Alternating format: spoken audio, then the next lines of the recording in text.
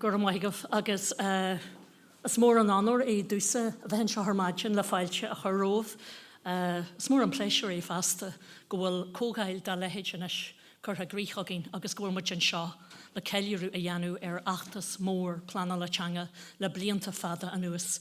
Solidáí an bhhail agus ní chuneoí me se bhhád nar dearan daine sin a gcónaí tréan siad a bhád thram, so chuní súla an am dú le dáil agus bu am go ram sílam go cehrú ar an mar sin agam a chur dústíoch bhhailm túsa chur le próses na cóháile le fáilte a chur rih a hananne ón ring ó údras na Gaeltarta an bhehel náisiúnta plana le teanga ó aras na Gaeilge héan agus na hagraíochtaí Gaeilge agus eile a tá bonteach le planail teanga.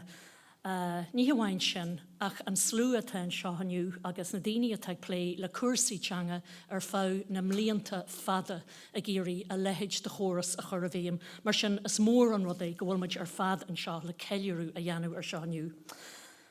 Cógáil allmhór atá gceist an seo agus réimse lehan téimi agus rihí mitríú go hán tapaí le ceistena a chur an mórnaigna mar bé an plé ar fad ar siúlaniu agus sibse na sainolaí ar seo agus tá mé lean chinse go mé díosbrachtaí go mé éhar plé agus go mé sprí agin a rihan lé fasta agus a rihan dá le seo. Tá sóim mé mar sin béidir mar bím sé pléile letríocht agus a lehéid coidhhaith agus leis na main hélig go garia agus hanig mar rud mar hála goróme ag céintse cóchail an chartan se caite ag lehearapach na deangathe.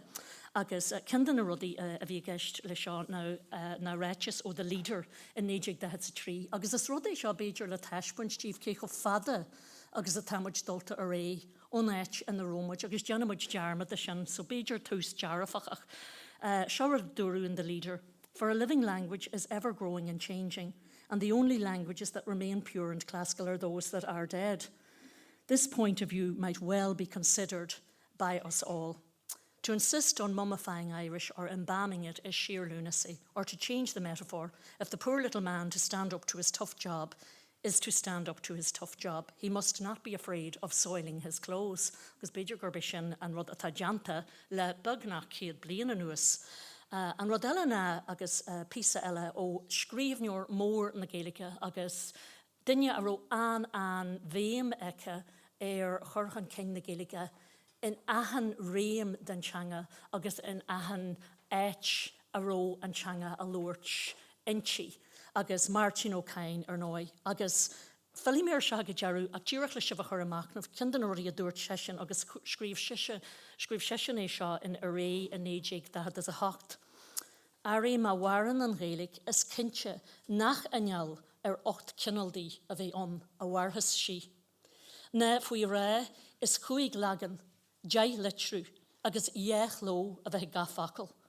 Marhí se do bhuíochas na rudí sin agus cartaí si as a bailach na snafach feis. Agus is cinse go bhfuil an snafach feis sin feici a gíanais. Agus go bhfuil na haragóintí sin fa chuirsaí canúna agus fa chuirsaí réúnacha tamidir ceintenis ar réún mór na Gaeilge agus sin an tír seo. An tír an na omlainne an na héitrecha a bhfuil an Gaeilge a lúirt an tú beú gur Gaeltacht ná éitrecha tíomh muid den Gaeltart atá gceist. Agus tá flaanail teanga dochreitse. Agus is a bhuiad an obair atá deanta ag an grúpa de flaanail teanga a bhfuil se sin take a gríchogin. So coppla ceist agus gohí mé tríú go tapaí faoi na tideal atá agus a bheith a blé agin a réit na cógáile. An chiad ceist mar dúirt me an leor lá. An chiad cin an sin technoliacht agus gró. Tá fees as cimse sa réimse seo. Ach fós tá dúchlein anmhór le harcaíocht agus le daoine é le chur a réim a bostanna a bhain le cuasaí gró agus a lehéid agus tána feiban agus na dúchlein seo agin ar fad. An dara cin fólamóí festa agus ura. An bhfuil muid ag freastal ar gach réim teanga agus ar gach cinál fólamóra a chinsíonn go néomhló joy an teanga don tothaí mar atá mar eceimogenis le céad cé go bliain nuas. Feicileach na teanga fasta sa phobal nó agus in infrastructúr an ilein. An tríú gné a bheith sa plé agin a réith na cógaile na feimíocht na plana le teanga. monatóracht, fasacht, taide, agus an nisir nóid tá ach na deangacha ifigúla agin, agus spricana le bont amach. Tá ifigí planal le teanga daí ag omad level inis, in agriachtaí agus institúdí stéit. Ní hamhain a ggóhéic san na geantracha a bhfuil an Gaeilge a lóirt antú, ach tá agriachtaí móra a bhfuil na mílte daoine antú, agus caihíimeid freastal orthu siúd fasta. An bhfuil riachtanis agus fast na néalamh teanga le hac na deangacha ifigúla, a manistú agin a gceart inis, le cinú go bhí muid amach, agus go muine muid amach na spricana sin, agus an bhfuil na hacaní agin chundal in lec le seo. Có ibrú all-mhór daí aring, agus na hacaní is mó tarbha na daoine, agus níos mó na riamh inis le méadú na gainteoirí in éitecha difriúla. An carú rud na ról an stéit agus na servicí publi mar a dúirt me an príomhrod an seo na ach na deangacha ifigúla. Bhí me caint le fergal an sin agus muid teart istean seo agus tá siad Tharbh goíthe sóta muid Tharbh buíochtíomh as a bheith an seaniu agus ar náid cain eisnis na blion agus rudí mar sin a réiteach agin. Díreach rudí eile a bhainean Beidir le cursaí mar seo, na cursaí cultúrtha, cursaí na nálín, a bhainean le cursaí teanga. Tuiscin sí nua le dulin lec le tuiscin sí nua cultúr idirthis pobl agus siamsaíochta. Tá takeíocht de urlaisí teanga agus de bhóna sealahíthe teanga a dheol a réimsí ar nós an idirchis, a réimsí an tealaí, a réimsí na meán commerceide, a gursaí léthireachta agus litríochta, agus ar náid bonús na teanga, cursaí folklóireachta agus teirmíochta, agus an tá-oring leis an obair atá deanta le sin thar na blianta fada. Differences between any account of literature in Irish and in English in this country must be the importance accorded to regional and dialectical writing in Irish. Chorhin Lords na Gaeilge le sin. In the case of Irish, it is much more likely to be part of the battle of the dialects, where each region tried to show by literary excellence that its particular form should be dominant in whatever standard would eventually emerge. And will ga le caige an chudacht sin. Thus, an Ulster Madu, or a Munster Madra, became just more than hound dogs who were neither high class nor barking at the time, but carried the aspirations of an entire province in their paws.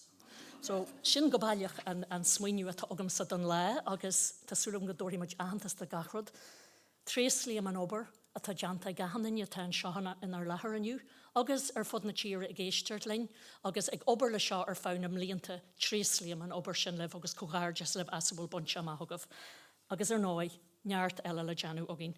So, sulla gríchní an bhhaithlum Leon ní Lingshi, Ursula ní Havish, agus Pauline ní Gallagher a chur in Wernatne.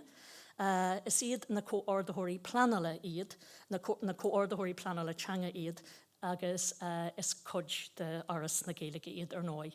Béis iad ar fad ag féimú mar MC a rihan lei, so feici se bhéad, tá foran aonta maithan sin ag codú leh agus chur ahanrod ar fáil, agus díreach an facail Jerry bhhaithlam cógáirdeachas agus buíochas all-mhór a gháil le móthúchlachíthe a bharas na Gaeilge, as an éocht atá deanta acu thar na blianta i chur na scéimena seo ar fad a bhéim, ach an nuas ar sin as cógáil mar seo a rachtail a tharaníon muid ar fad le chéile, le plé, le díosbreacht agus Beidir baganí aragóintí a dheanú ar na rudaí seo. So gur míle maithigh agus bunig í bar soilt agus tarbha as an le.